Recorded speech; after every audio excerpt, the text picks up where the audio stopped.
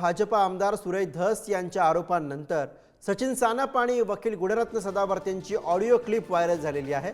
करुणा शर्माच्या गाडीमध्ये मी पिस्तूल ठेवलंच नाही, सचिन सानप यांचा ऑडिओ क्लिपमध्ये दावा पाहायला मिळतोय। भास्कर केंद्रे आणि मी 10 वर्ष सोबत आहोत, मी केंद्रेचा मित्र आहे असं सचिन सानप म्हणतोय। भास्कर केंद्रे सोबत मैत्री असल्यानं माझ्यावरती आरोप झाल्याचं सचिन सानपचं म्हणणं आहे। एवढंच आहे की केंद्रे आणि मी जवळजवळ 10 वर्ष झालं सोबत नोकरी केली सर आम्ही। थोडक्यात केंद्रे साहेबांचा मित्र आहेस।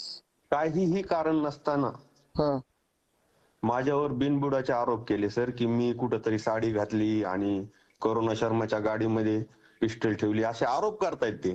ज्या व्हिडिओमध्ये करुणा मॅडमच्या गाडीजवळ ज्या लेडीज दिसतात त्याच व्हिडिओमध्ये दुसरीकडे मी बंदोबस्त करताना दिसतोय सर।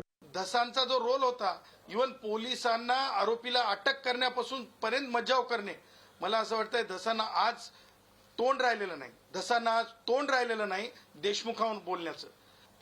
महत्वाची बाब ही आहे की धसांच्या कुटुंबाचं इन्व्हॉल्वमेंट जर गुड्ड्या गायकवाड साहेबांच्या खुनामध्ये असेल तर त्या बाबतीतला पूर्ण छडा लागलाच पाहिजे।